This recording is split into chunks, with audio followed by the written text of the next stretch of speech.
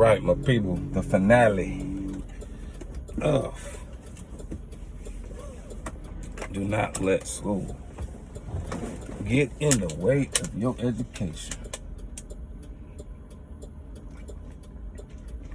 Card conversations with Mr. Cage. Let's do it. Exams, y'all. Once again, this conversation is not towards any specific person or group of people. We work in schools, we work with schools, we are partners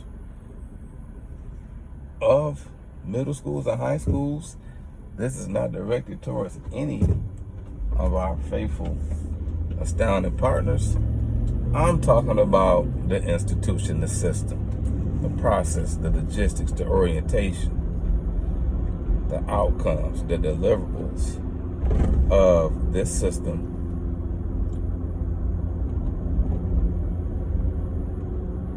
This system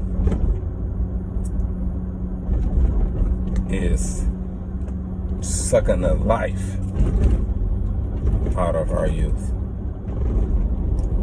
Thank God for the teachers that bring creativity and life to the classroom, because trust me,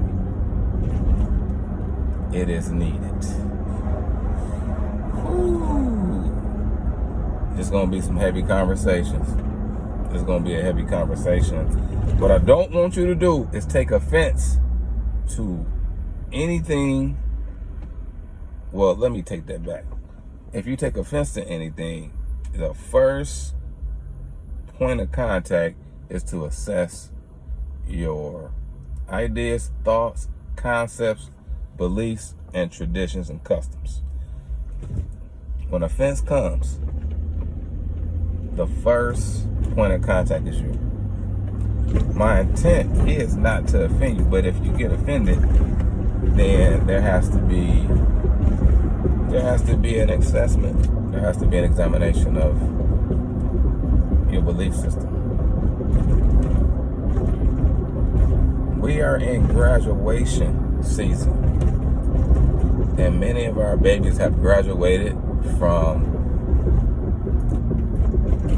pre-K, maybe kindergarten, maybe junior high, high school, or even college. We celebrate them, and we should, because it takes a tremendous amount of effort. It takes a tremendous amount of sacrifice. It takes a tremendous amount of endurance to say, I completed this journey. But as you celebrate, keep this in mind. You may be celebrating the best of the norm. You may be celebrating the best of a norm. When I was in junior high, and many of you have heard this story, and those who haven't, this is new to some, I would say old to some, new to most. I was an honor roll student, straight A's, gifted classes, athlete, art club. As far as academics was not difficult for me. The game of academics wasn't difficult for me because I practiced at home. I did homework that wasn't assigned by the teacher. The first teacher in your household is your parents. Parents, we're the first teacher in the household. Before they get introduced to a formal teacher that deals in academics, the first teacher, and my brother Ernest Krim has said this many numbers of times in videos and conversations, the first teacher is at home. So my mom was the teacher at home who issued me work in terms of assignments, which was my practice. So then when I got at school, which considered as a game, I blew through stuff.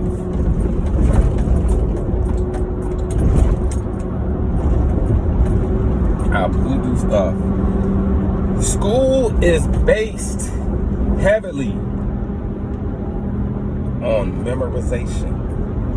It's not based on association. Association is retention that impacts you for the entirety of your life. Sometimes memory is only associated with the subject or the content for a temporary period of time. We should celebrate our kids, but remember, we may be celebrating the best of the norm. The best of the norm equates to a person having a career, possibly a high-paying career, but being trapped in the 9 to 5. And that is the norm that many have subscribed to. Yeah. But let me revert back to exams. Just to stay interactive, can you type the word exam for me? Exam. Ooh, this is gonna be heavy. An exam in the academic system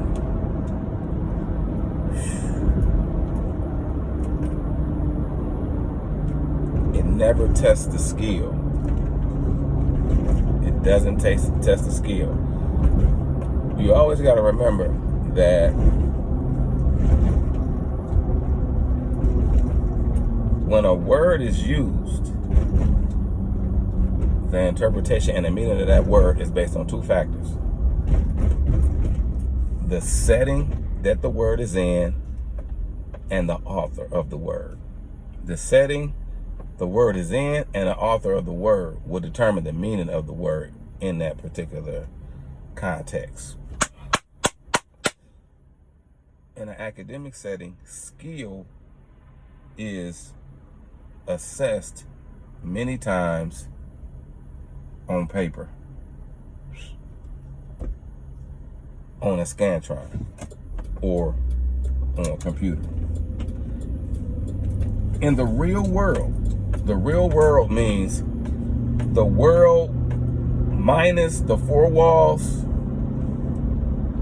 of the building that our kids attend Monday through Friday. When you take away the walls of the institution, the word skill translates into real world experience.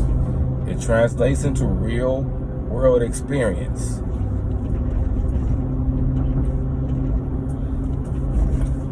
What we experience is the word skill in the context of academics, and we believe that we have the skill.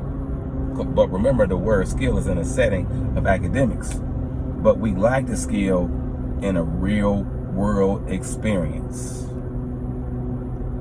When I score high as a young person, it adds to my self-esteem. And in the academic context, or the academic word connect in association with the school context, the grades become my identity and I get stuck. And that's how school gets in the way of education, because our babies can be so smart, they can know a lot about nothing, because they can have the academic prowess or wherewithal, but when it comes to real world skill, real world experience, it's not present, because they haven't experienced enough to have the knowledge, the wisdom, and understanding to navigate through life, y'all.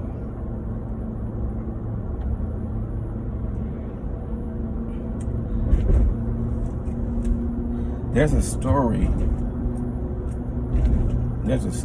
of a man who was an owner of sheep.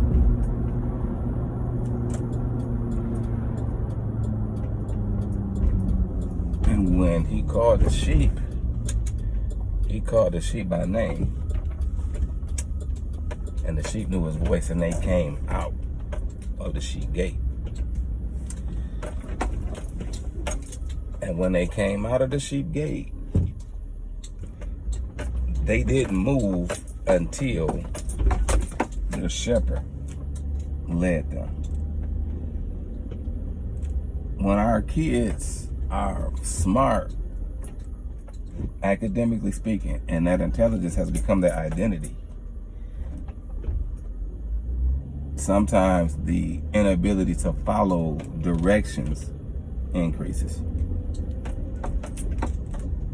because it can become a comparison to where they believe their life is going versus where our lives are, and that's associated with competition. So how can you tell me this when they don't understand. They don't understand how many factors came into play that equates to where a person's life may be. And we don't really know where everybody's life is supposed to go.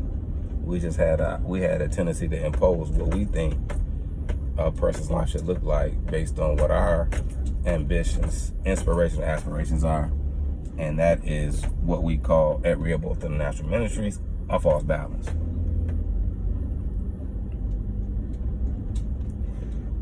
Let's wrap this up.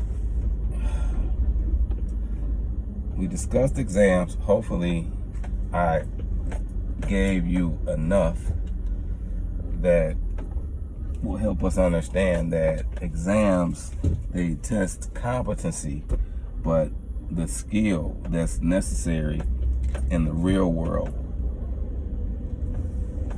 it's not tested, because those tests are standardized. And standardized equates to status quo. Quo equates to the norm, and the norm can relate to or be associated with limitations. And what and who's inside of us, that untapped potential, is going to be very frustrated if we succumb to these restrictions and limitations. Let me talk to us as adults as we wrap up this final episode of Car Conversations. Don't let school get in the way of your education. Adults, question: why is it that some of us will not grab an idea or concept and study it out unless it's connected to us getting a degree, another degree, to solidify or increase our quality of life financially? Heavy question, real question. Think about it. Some adults will not read, study anything unless it's associated with obtaining a degree to increase or better their quality of life financially. Why? Because school has got in the way of our education. And I raise my hand because I will say to you that I could have had my master's degree, PhD a long time ago. But the rigor associated with school, woo-wee, told me up. Because I had the mentality connected with school. It was just so much work being piled on me. And balancing that and life, it got hectic. Oh man, I need a break. And that break turned into stagnation and procrastination. Adults sometimes experience that because we live from an outside in, not the inside out. We're living according to a capitalistic system, and the drive and the motivation to better ourselves reactively is connected to financial freedom. Whew. And many of us never experience financial freedom because we playing the wrong game. I'm gonna leave you with that. We'll talk about one day on the Car Conversations. I will clarify what I meant by that. Do not let school get in the way of your education. School is in the confines of a building or institution. Education can occur there, but education is boundaryless and limitless in orientation.